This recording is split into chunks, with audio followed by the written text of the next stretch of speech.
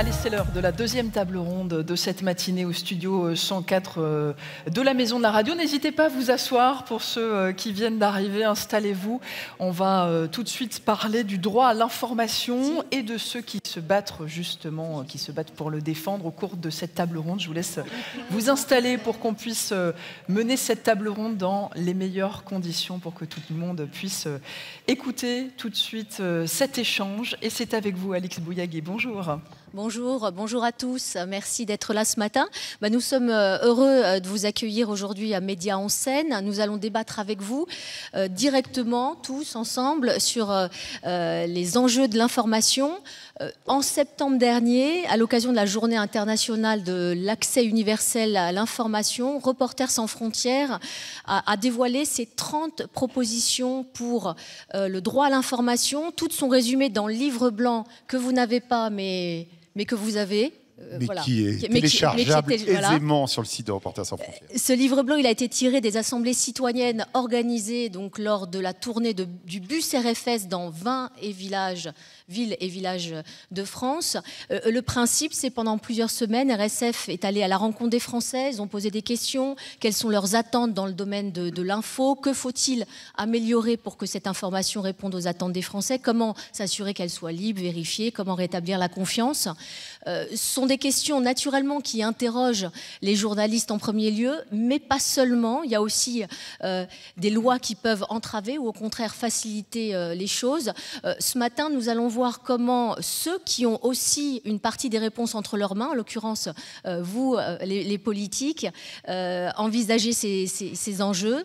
Vous voyez donc, tout le monde a un rôle à jouer, les journalistes dans la pratique de leur profession, mais aussi les législateurs qui, à travers des lois sur la liberté de la presse, la lutte contre les fake news ou sur la concentration des médias ont une responsabilité majeure. Alors tout à l'heure, on discutera justement avec différents représentants politiques de ces enjeux. Je vous les présente. Céline Calvez, donc, qui est députée Renaissance des Hauts-de-Seine. Raquel Garrido, qui est députée La France Insoumise de Seine-Saint-Denis. Et David Assouline, sénateur socialiste de Paris. Avant cela, on va partir sur les routes de France. On va embarquer à bord du bus de RSF.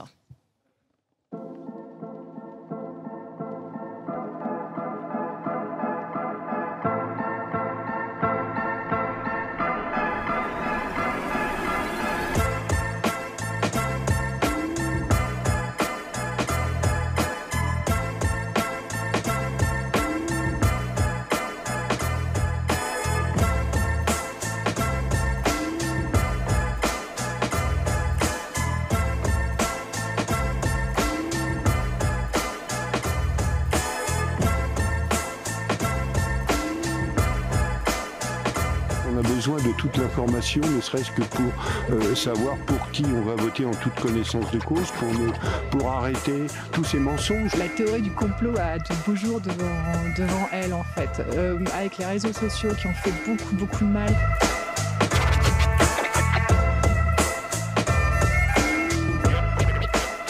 C'est vrai que les gens ont l'impression que les journaux, c'est surtout à Paris. Et on aimerait, c'est vrai qu'il y ait plus de reportages en région, par exemple.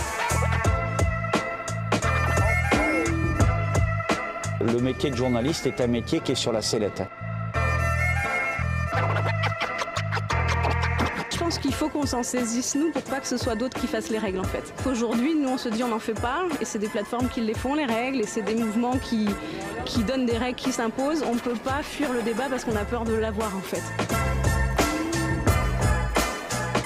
La plupart des grands médias actuels sont détenus entre les mains de quelques milliardaires français.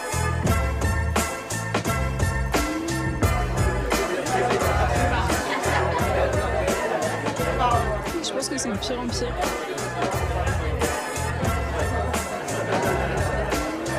C'est horrible de se dire je ne suis sûr de rien. Et je pense que ça, malheureusement, on est des générations qui allons être condamnées à ça.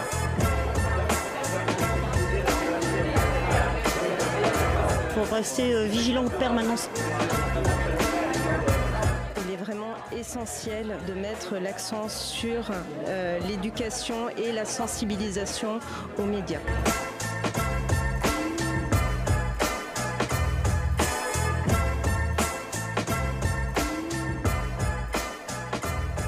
Moi, je crois que le pire, c'est les réseaux sociaux avec les fake news.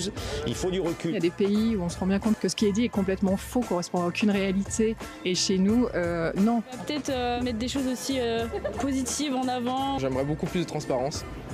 Les solutions, j'espère qu'on ne va pas arriver à supprimer le service public. Je pense qu'il y a besoin de transparence, qu'il y a besoin, c'est l'air du temps. Et le journaliste ne pourra plus juste dire moi j'ai la vérité parce que moi je suis journaliste. Il faudra qu'il dise moi j'ai la vérité parce que j'ai fait ça, parce que j'ai fait ça, parce que j'ai fait ça et que j'ai ces preuves-là.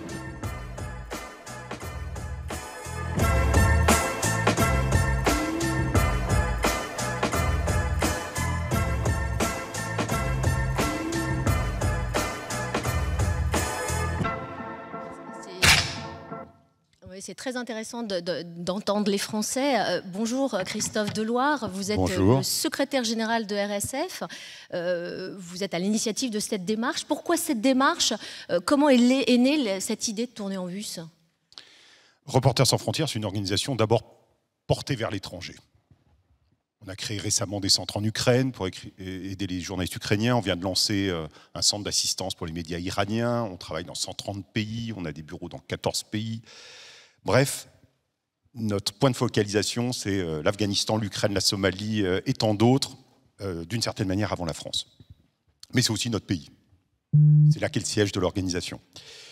Et puis on a beau défendre les journalistes lorsque leurs droits sont violés, essayer de changer les règles du jeu vis-à-vis des plateformes numériques, de changer les règles du marché de l'information, il y a quand même une question qui à la fin demeure, qui est la relation bilatérale entre les journalistes et le public. Et on s'est dit qu'il fallait travailler là-dessus. Et que le meilleur moyen, c'était de dépasser les postures, j'allais dire, de distance, voire de pédagogie, pour aller discuter. Et sortir de la logique un peu habituelle, les uns critiquent les journalistes, en ayant parfois tendance à se répéter, ça ne veut pas dire que ce qu'ils disent est illégitime ou faux, et les journalistes ayant aussi une fâcheuse tendance à se répéter dans leur défense. Et on s'est dit, plutôt que de faire ça, allons organiser des assemblées citoyennes où tout le monde, journalistes et non-journalistes, citoyens différents, et dans la même salle, non seulement pas pour critiquer, mais pour essayer de trouver des solutions. Parce qu'il y a un changement radical du champ de l'information, lié notamment à sa mondialisation non régulée. Maintenant, l'endroit où on parle, la place du village, elle est mondiale. Et ça change beaucoup de choses. Ça fait que beaucoup des lois qui ont été construites au fil de l'histoire démocratique sont aujourd'hui caduques. Qu'il faut reconstruire un système de garantie et que pour ça, le mieux, c'est quand même que les citoyens soient en posture de proposition. Moi, je dois dire que ce qui était très fort dans cette expérience, c'est qu'on a eu à chaque fois des échanges. Alors, on n'a pas rempli les zéniths dans les villes où on allait, mais à chaque fois, il y a eu des contributions très constructives. Ça n'a pas été des échanges de noms d'oiseaux, ça n'a même pas été des débats, j'allais dire, polarisés, les uns de droite critiquant la gauche, les autres de gauche critiquant la droite, etc. Ça n'a pas été ça du tout, ça a été une recherche et où journalistes et non-journalistes étaient au service d'un même idéal qui est le droit à l'information, qui est une forme de dépassement de la liberté de la presse, parce qu'on est dans un moment d'explosion de la communication et on a besoin de sécuriser évidemment les droits et les devoirs de ceux dont le métier et de produire de l'information, mais on a aussi besoin d'accorder de plus en plus de droits à ceux qui reçoivent des contenus et qui peuvent être manipulés, et étant manipulés, voir leurs droits à la santé, voire à la vie violés, leurs droits de citoyens, de consommateurs, d'acteurs économiques et sociaux, etc. On va revenir sur les propositions concrètes. Juste un mot avant avec Marc Boutoil. Bonjour, vous êtes associé au cabinet OnePoint. C'est vous qui avez mis au point la méthodologie pour recueillir les attentes des Français. Expliquez-nous un peu la coulisse. Comment vous êtes allé à la rencontre des Français et avec quelle méthode? Comment on fait le tri? Christophe parlait de la polarisation. En fait, c'est vraiment le sujet qu'on a essayé d'attaquer dès le début dans notre réflexion par rapport au bus. En fait, si on veut réfléchir et se projeter sur des choses qui sont un peu complexes et qui adressent une systémique qui est globale, en fait, on a voulu mettre en avant la notion de nuance et de se dire comment on était capable de capter sur le terrain et sur le territoire toutes les nuances des Français. Et aujourd'hui, en fait, si on prend que les temps chauds, en fait, on se rend compte qu'il y a une vraie polarisation du discours. Et pour pouvoir recréer de la distance par rapport à ce discours, nous, on utilise une mécanique qui est de donner de montrer ce que pourrait être le futur. Et pour ça, en fait, c'est une solution qui s'appelle le design prospectif. Et dans le design prospectif, l'objectif, c'est pas de faire les Cassandres et de savoir exactement ce qui va se passer demain, mais c'est de se préparer à « et si ça se passe ?» Et si ça se passe, comment on réagirait? Comment il faudrait se structurer? Comment en fait il faudrait répondre à ces questions-là? Comment il faudrait en fait s'outiller par rapport à ces évolutions du territoire? Mais c'était pas un micro-trottoir, concrètement? Alors non, c'était pas un micro-trottoir. Donc c'est-à-dire que tous les soirs et dans les 20 villes, en fait, on mettait en débat ces bouts de futur. Donc on en a créé 6 bouts de futur en fait qu'on a joué à peu près tous les soirs. Alors un exemple de ce bout de futur, c'est qu'on a imaginé en fait un petit calculateur, un compteur carbone qui permettrait de nous suivre en fait de toute notre consommation carbone. Et en fait, qu'est-ce que c'est derrière cette question-là, dans cette réflexion-là? C'est de se dire à l'heure de la sobriété. On se pose des questions de notre consommation au quotidien. Nous, information, comment aussi on contribue à ces réflexions-là? Ça pose la question de l'information qui est pertinente, de la gouvernance associée, et c'est tous les débats qu'on a eus au quotidien. Et comment on a fait ça? Dans le débat, on a animé ça avec Christophe, évidemment, et toute l'équipe de RSF. On regardait aussi la sociologie de groupe, pour savoir en fait comment les citoyens réfléchissaient. C'est la matière brute en fait qu'après on a structuré pour pouvoir après projeter les différentes solutions. Christophe, vous êtes allé aussi sur le terrain, vous avez aussi fait votre petit tour de France. Est-ce qu'il y a des propositions, des points de vue, des analyses qui vous ont étonné, qui ont émergé, auxquelles vous ne vous attendiez pas forcément? En fait, il y a 3 grands points qui ont émergé de l'ensemble des contributions recueillies. 1, on est perdu face à la profusion d'informations. On ne sait plus qui fait quoi, on n'arrive pas à sourcer les contenus qui nous arrivent, on a besoin d'une plus grande clarté. 2, on a une exigence en matière d'indépendance de l'information et de transparence des médias. 3, on veut un vrai pluralisme, et notamment s'agissant du journalisme. On ne veut pas, ça ne suffit pas de nous dire des vérités factuelles, on veut que l'ensemble de la réalité soit couverte. Et ces 3 exigences, elles étaient très fortes dans tous les débats. On est allé... c'est apparu dans la vidéo, à la fois dans des grandes métropoles régionales, mais aussi dans des petites villes. On est allé à Lunel, cette ville d'où sont partis un grand nombre de djihadistes vers la Syrie. On est allé à Carmaux, la ville de Jaurès. On est allé dans le golfe du Morbihan, à Sarzeau. Et ça a été vraiment passionnant partout. Un petit mot rapide, je rebondis juste sur ce qu'on a entendu dans le petit film. Une dame, je crois, qui parlait, qui disait que le journée de journaliste était sur la sellette. Est-ce qu'on est vraiment, nous, sur la sellette, journalistes? On est... Alors, ça n'est pas déjà nouveau... que quelqu'un veut supprimer le service public, là. Donc, Non, mais ça n'est pas nouveau que les journalistes soient critiqués. Et, la critique, elle est parfaitement légitime. Ce qui n'est pas, c'est d'inciter à les attaquer, ça, évidemment. Mais on est dans un moment où, de toute façon, le journalisme, aujourd'hui, se trouve dans l'écosystème de l'information en concurrence directe avec toutes sortes de contenus. De la propagande d'État, de la publicité... des scientifiques ou des citoyens qui ont des propos extrêmement intéressants et qui parfois ne perçaient pas avant dans un système de médias, des chorégraphies, des insultes, des rumeurs, tout ça est en concurrence directe. Et donc, nous, en tant que journalistes, les journalistes peuvent se dire, mais nous sommes journalistes, on est sérieux, on n'a pas à le prouver, mais néanmoins, aujourd'hui, si on veut que des politiques publiques, des législations soutiennent le journalisme, à un moment ou à un autre, il faut bien arriver à distinguer le journalisme de ce qui n'en est pas. Et donc il faut bien arriver à retravailler sur ce qui fonde le journalisme, c'est-à-dire les droits, mais aussi les devoirs. Et il faut toujours rappeler que dans la charte de Munich, qui est la grande charte d'éthique, il y a 5 droits pour 10 devoirs. On arrive à notre débat. De cette enquête, vous avez tiré juste une trentaine de recommandations. Elles sont donc dans le livre blanc. Est-ce qu'il y en a quelques-unes qui sont pour vous d'une extrême importance? Je vais commencer par ce qui peut paraître le plus conceptuel, qui est la Constitution. Mais on a besoin d'aller au-delà, par exemple, des garanties sur le pluralisme. Si on veut avoir cette évolution que j'évoquais tout à l'heure sur le droit à l'information de chacun, il faut que le droit à l'information en tant que tel, avec cette vision, soit inscrit dans la Constitution. On a besoin d'évolutions à caractère législatif. On a besoin de trouver des moyens, y compris pour se protéger d'ailleurs de la propagande étrangère, sans que ce soit des sanctions à caractère économique ou politique, décidées par des politiques qui statuent. On a besoin de nouvelles politiques publiques sur certains sujets. Par exemple, il nous semble qu'il serait extrêmement intéressant d'avoir un pass média, de la même manière qu'il y a un pass culture, pour les 15-24 ans. Il nous semble aussi que pour sortir du caractère morose des propos sur le journalisme, avoir une forme de fête pour le 3 mai qui est la Journée mondiale de la liberté de la presse, reconnue par l'ONU, mais là, une fête du journalisme, avec une ouverture, parce que les médias ont besoin de s'ouvrir, ils ont besoin d'interaction, et il faut peut-être ça le susciter. On a besoin que sur les réseaux sociaux, sur les plateformes numériques, il y ait des indicateurs de fiabilité de l'information, qu'on promeuve la fiabilité de l'information. Ça n'existe pas du tout. Il y a des avancées législatives, et notamment au niveau européen, avec la législation européenne sur les services numériques, mais il y a encore beaucoup à faire pour pouvoir assurer ce droit à l'information. On a formulé ces 30 propositions. Je vais justement poser la même question à nos invités. Et si vous deviez retenir une proposition de ce livre blanc, Céline Calvez, ce serait laquelle ? Déjà, saluer l'initiative, et je vous invite vraiment à le lire parce que c'est très rythmé. Une proposition serait de renforcer l'éducation aux médias. Vous allez me dire, c'est déjà fait. Non, ça ne l'est pas assez. Souvent, on met l'action sur l'éducation aux médias auprès des plus jeunes. Or, on a tous besoin de savoir davantage comment un média se fait. Qui le fait, dans quelles conditions. À partir du moment où vous savez davantage comment l'information est recherchée, vérifiée, vous respectez davantage et vous consentez du coup à investir dans l'information. Parce que l'information a un coût, on le sait.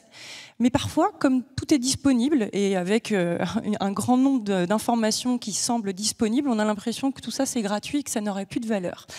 Donc au-delà même de questionner le statut des journalistes, c'est plutôt la méthode journalistique. Et plus vous avez l'occasion en tant que citoyen de participer à cette réflexion et de pouvoir participer à des sessions où vous-même vous vous emparez des médias, eh bien vous respectez encore plus davantage ceux qui le font et ceux qui vous guident. Donc le renfort de l'éducation des médias, ça a déjà été mis en place. Le CLEMI, qui est le centre de liaison des médias et pour l'éducation aux médias et l'information, existe depuis les années 80. On a des formations au niveau des enseignants depuis les années 2010. Or, et on l'a tous vu quand on est allé dans certains collèges ou lycées, parfois ça se fait, parfois pas du tout.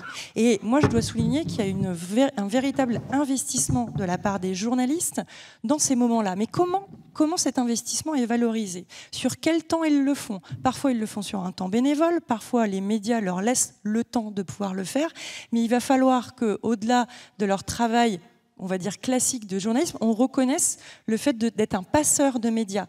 Votre démarche avec le bus RSF a justement eu cette qualité d'aller faire de l'éducation aux médias, finalement.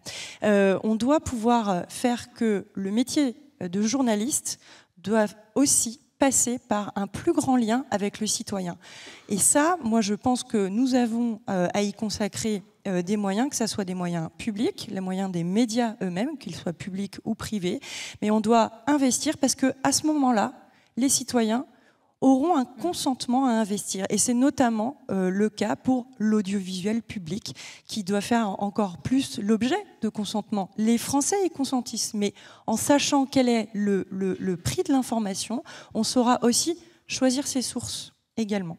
Qu'est-ce que ça évoque pour vous, ce que vient de dire Céline Calvez sur le service public, sur David Assouline? Oui.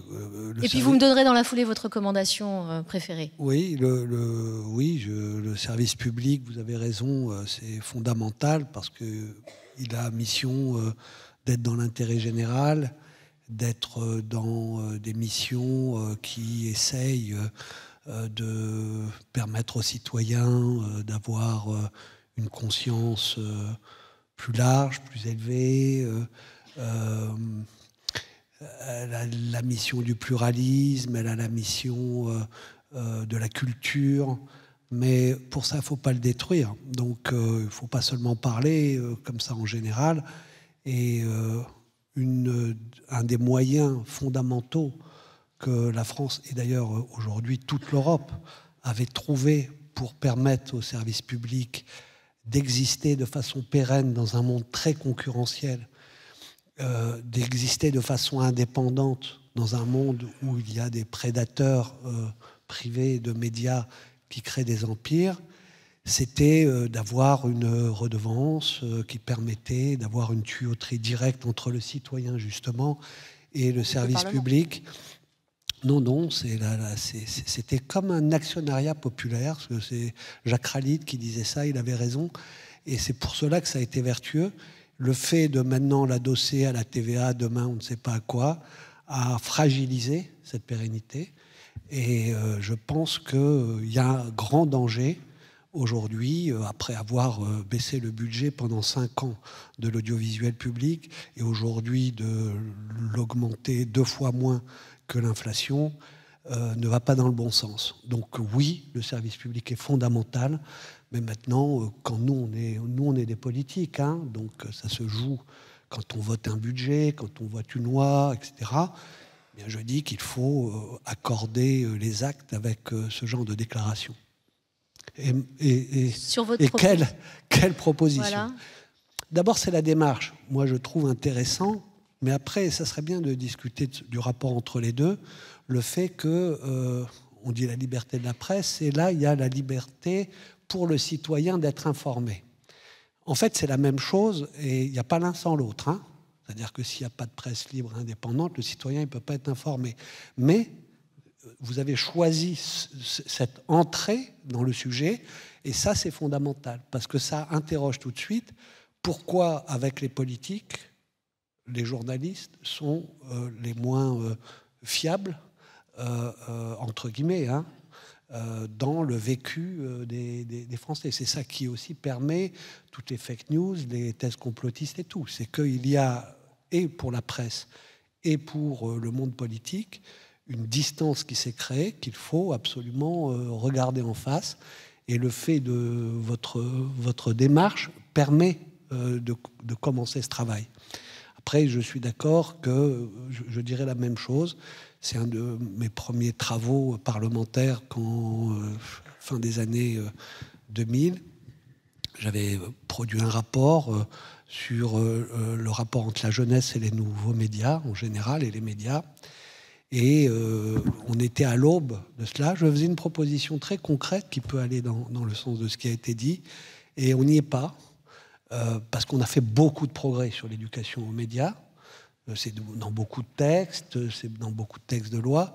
Mais à un moment donné où on considère que c'est fondamental, où on le met comme un à côté supplément d'âme. Et je proposais à l'époque, en accord avec les associations et syndicats de documentalistes, oui, dans les, qui sont dans tous les collèges, et qui était le premier réceptacle de cette recherche un peu difficile déjà à l'époque, de repères sur Internet, de sources, etc. D'abord qu'ils aient un CAPES, qu'ils soient reconnus comme profs, ça c'est gagné, et ça a été une vraie bataille. Et deuxièmement, qu'il soit le pôle qui fasse que l'ensemble des professeurs et l'ensemble des matières soient enseignées à partir aussi de ce regard. Et puis même qu'on décide un enseignement particulier, notamment l'éducation civique, il y en a partout, normalement, c'est une matière, qu'elle soit enseignée à travers la lecture des médias, de l'image, la lecture critique, pour apprendre dans la citoyenneté à la base comment, quand on reçoit les images, quand on reçoit des textes, comment on les décrypte. Parce que l'éducation a été constituée depuis plus d'un siècle sur la base d'ouvrir l'esprit critique et le regard sur le monde, sur l'écriture. Et donc analyse de texte en français, etc., etc., etc. Mais l'image a échappé à tout cela. Or aujourd'hui, c'est quasiment que l'image qui est la première vecteur d'information pour un jeune. Et savoir la lire, savoir la décrypter, doit être un sujet fondamental de l'éducation. Bon, donc vous êtes un petit peu d'accord tous les deux, Céline Calvez et l'éducation. Raquel Garrido, est-ce que vous, une recommandation particulière a retenu votre attention ? Bonjour tout le monde. J'adore écouter Christophe Deloire parce que je trouve que comme porte-parole des journalistes, on ne trouve pas mieux vu qu'il prend toujours le parti du public. Et donc en fait, nous, le public, c'est ce qu'on cherche. On veut de l'information de qualité. Or, pour avoir de l'information de qualité, il faut avoir des informateurs heureux. Des informateurs qui sont dans un cadre de travail qui leur permet réellement d'appliquer des règles, qui sont des règles pour certaines très anciennes. Vous parliez de la charte de Munich sur la déontologie. Elle a été, cette charte, actualisée il y a 2 ans maintenant à Tunis, dans un congrès de la Fédération internationale des journalistes, pour y intégrer quelques problématiques nouvelles qui qui étaient pressantes, par exemple la pression de l'immédiateté de l'information et comment ça place les journalistes dans des situations en fait impossibles. Puisque pour donner une information de qualité, il faut du temps. Il faut le temps de la vérification. Et ce temps de la vérification est interdit par les constructions économiques des médias modernes aujourd'hui. Donc le journaliste, il se trouve dans une injonction totalement contradictoire, c'est-à-dire il a des chefs qui lui disent vite, vite, il faut balancer un tweet. Et puis, on tweet parfois moins vite que les politiques, mais bon. Oui, bien sûr, heureusement, mais c'est de toute façon un problème. Vous en convenez, Alix Bouillaguet, que c'est une difficulté pour le journaliste. Oui, tout à fait. Moi, j'essaye de me placer, comment dire, dans une réflexion de bonne foi. Je me dis le journaliste de bonne foi, celui qui veut vraiment faire son boulot, il a du mal à pouvoir le faire. Il n'a pas un contrat de travail à temps plein, enfin en CDI, la plupart du temps. Il est précaire. Donc, il ne peut pas dire non à sa hiérarchie, parce que sinon, il est viré. Il a des injonctions sur les délais. Il a ce qui entraîne des comportements moutonniers. C'est-à-dire, le voisin a dit quelque chose, bah vite, on va le répéter. Et ainsi, on a vu des fake news.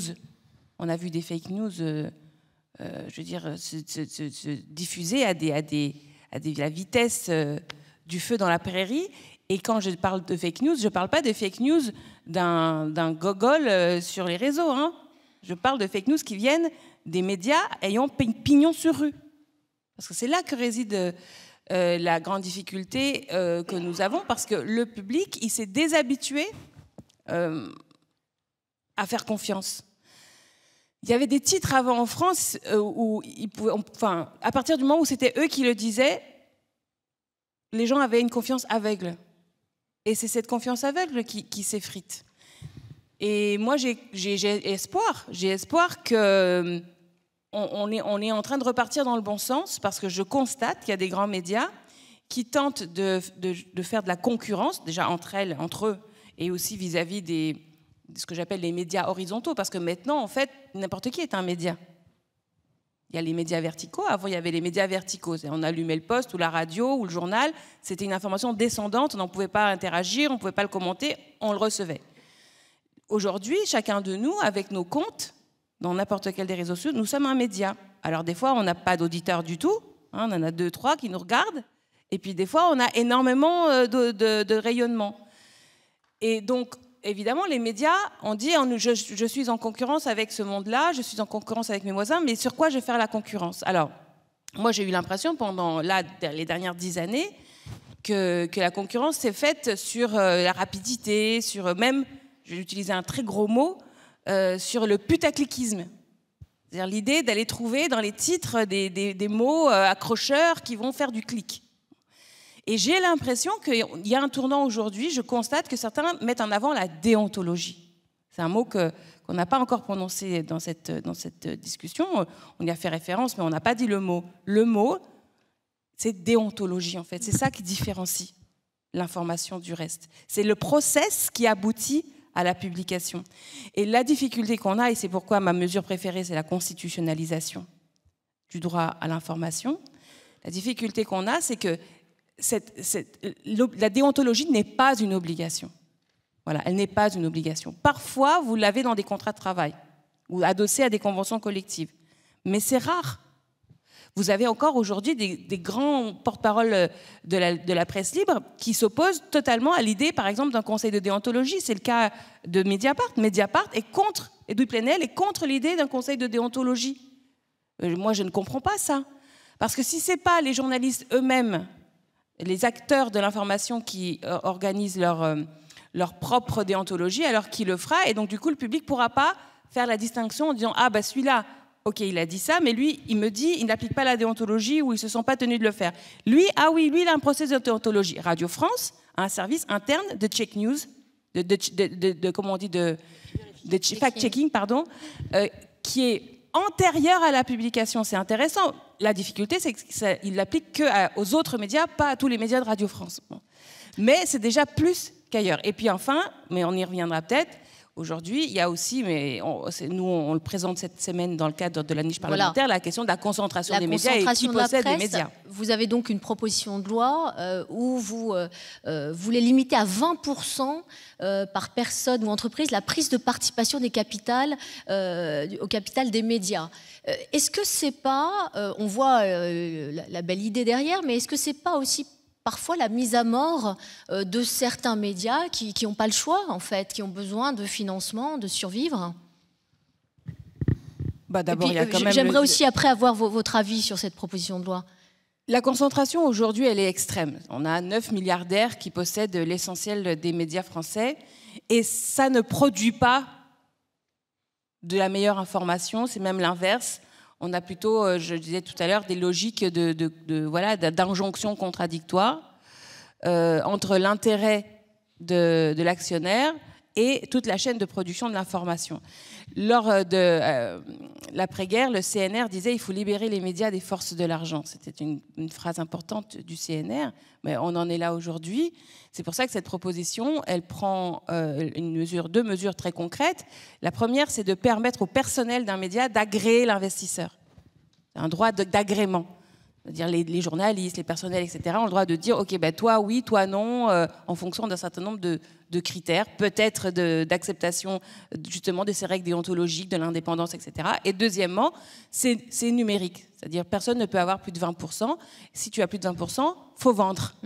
Faut vendre. Et c'est ça qui est important aussi, c'est que jusqu'à présent, pour l'instant, tout le monde dit « Ah, il y a un problème de concentration des médias », mais personne ne propose des mesures qui obligeraient les uns et les autres aujourd'hui à vendre. Or, c'est ça qui, à nos yeux, est important. Et puis, quant au financement, il faut aussi produire de l'information ou un produit de qualité, un contenu de qualité qui permettra aussi aux lecteurs, aux auditeurs, aux téléspectateurs d'avoir envie de payer, un peu comme la redevance. On entend votre proposition, Céline Calvez? Sur la concentration, après on pourra peut-être revenir sur la constitutionnalisation, sur la concentration. En fait, la concentration des médias, depuis les années 20, ça a fait l'objet de dénonciations et de tentatives de régulation. Aujourd'hui, par rapport à la proposition de loi de Clémentine Autain qu'on a étudiée en commission la semaine dernière, donc en fait on a une appréciation uniquement de ce que serait la concentration des médias sur la détention du capital. Or, on peut aussi aller plus loin.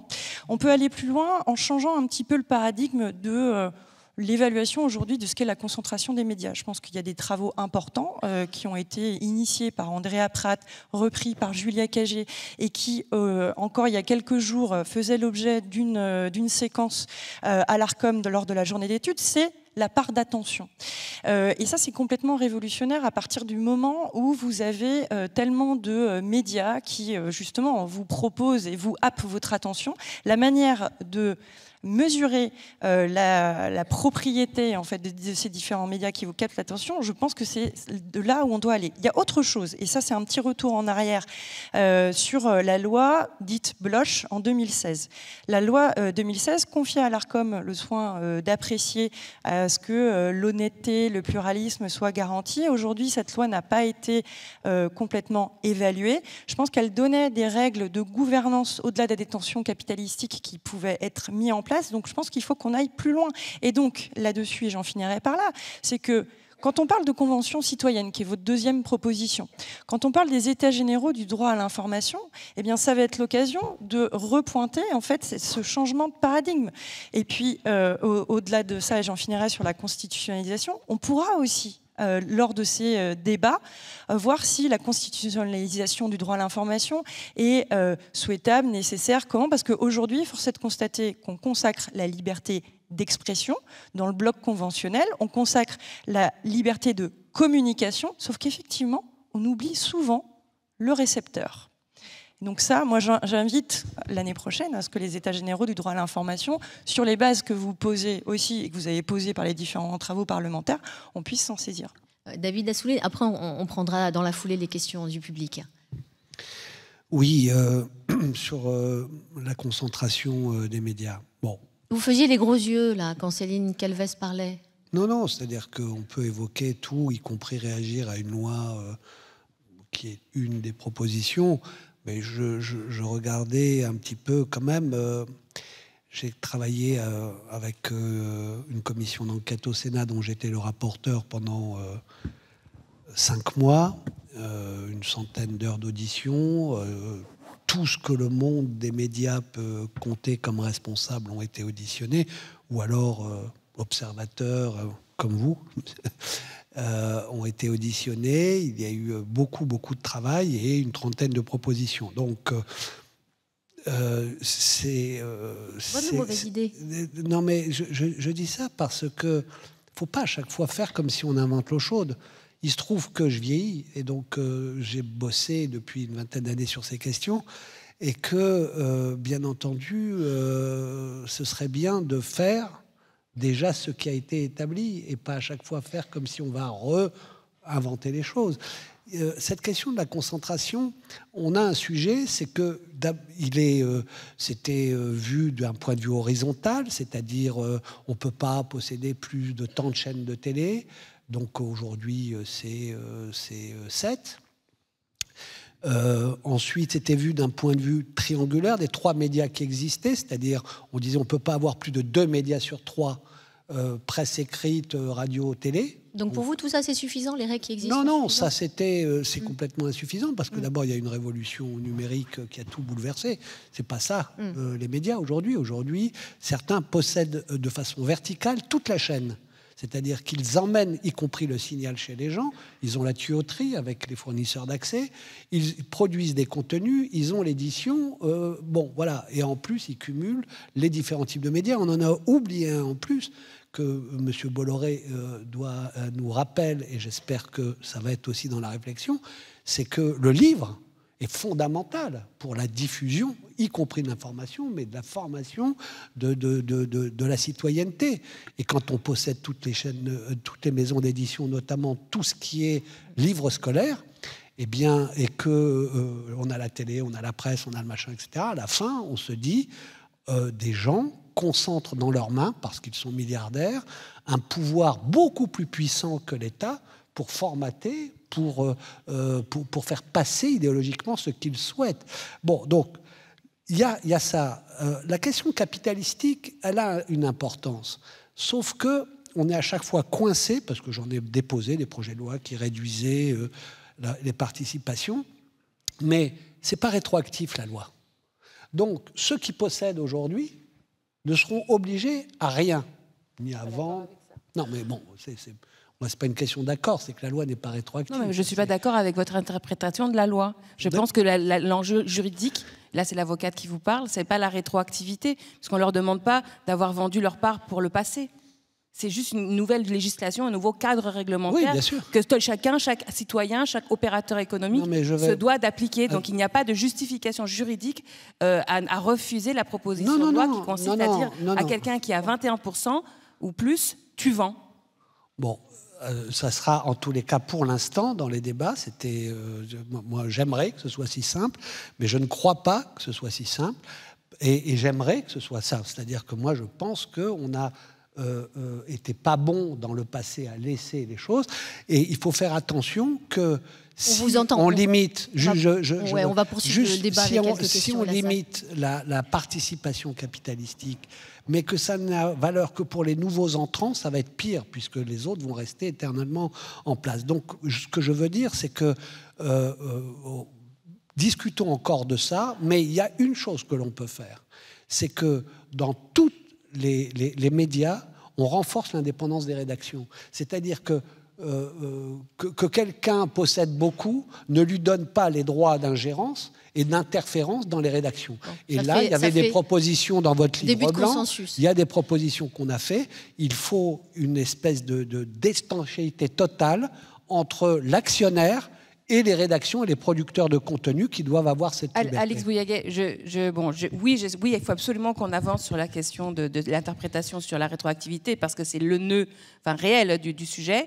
Si on n'arrive pas à obliger Bolloré, Lagardère, Pinault et les autres à vendre, on parle dans le vide, quoi. Bon, ça, c'est la première chose. Et ce que je voulais dire aussi, c'est que par rapport à l'effet qu'a l'actionnariat sur les différents acteurs d'un média qui est possédé par lui, sur le papier, pour revenir par exemple à la polémique qui a eu lieu entre Louis Boyard et Cyril Hanouna, sur le papier, Cyril Hanouna n'est pas obligé de faire la police boloriste sur son plateau. Personne ne l'y oblige. Et pourtant, il le fait. Bon. Donc, en fait, en bout de course, c'est pas seulement des questions On vous entend, c'est vrai que le débat... Quand vous avez votre commission d'enquête, vous les avez passionnant, il ne fait entendus que tous, les commencer. milliardaires, On va prendre quelques... dire, mais j'ai pas besoin d'intervenir. Raquel Garrido, Je veux on va bien prendre les quelques croire. questions dans la salle. Alors, j'ai entendu oui. Oui. Alors, peut-être qu'il y a un micro qui va vous parvenir. Oui, bon. Justement, à propos d'Hanouna, j'ai une question assez importante qui s'adresse particulièrement à Madame Garrido. Et à propos de ce que vous avez dit sur les journalistes qui sont sur la sellette. Je pense que c'est très important dans le débat public. J'ai eu l'occasion de rencontrer les Gilets jaunes qui manifestaient contre le service public le 29 avril 2019 et auxquels j'ai demandé dans la rue, mais pourquoi vous manifestez contre le service public et pas contre C8 Et je m'étais entretenue avec Madame Garrido, justement à ce moment-là, qui menait la fronde et qui m'a répondu parce que le service public traîne les Gilets jaunes dans la boue et le peuple ne paye pas une redevance pour être traîné dans la boue. Quelle est votre question, madame? Et donc, je voudrais... La question, c'est, à l'époque, vous étiez déjà chroniqueuse sur C8. Est-ce que le modèle de Bolloré vous inspire plus que le service public? Bon. D'un mot, hein, parce que pour qu'on puisse faire d'autres questions. Le mot, c'est non. Voilà. Mais cela dit, l'exigence de déontologie, de pluralisme, il se pose autant au service public qu'aux autres opérateurs. Et je maintiens que ce n'est pas normal, quand on est sur le service public, d'avoir un regard aussi péjoratif qu'on l'a eu, et même désinformateur, parfois, sur ce mouvement-là, spécifiquement des Gilets jaunes. Et juste à leur décharge, je pense que vous parlez d'une journée où ils ont décidé de manifester au pied de tous les médias. Ils n'ont pas fait que le service public. Ils ont terminé ici, je crois, mais ils avaient fait le tour de toute façon, c'est pas compliqué, tout le monde est dans le quartier ici, sur l'ouest de Paris, donc ils avaient fait la tournée de tout le monde. Et effectivement, je préfère des citoyens qui agissent en public exigeant et en public qui veut se voir aussi dépeint correctement dans le poste que un public qui avale tout cuit, tout ce qu'on lui dit. Bon, pour le reste, effectivement, l'avantage, entre guillemets, du service public, c'est qu'il n'est pas confronté au problème de l'actionnariat. C'est d'autres types de mécanismes qui vont aboutir à ce que les animateurs sur service public, des fois, on a du mal à en caser une contre Emmanuel Macron. On va rester sur cette belle note. Merci beaucoup. Malheureusement, on est contraint par le temps. J'aurais bien aimé prendre d'autres questions, mais je vois les gros yeux.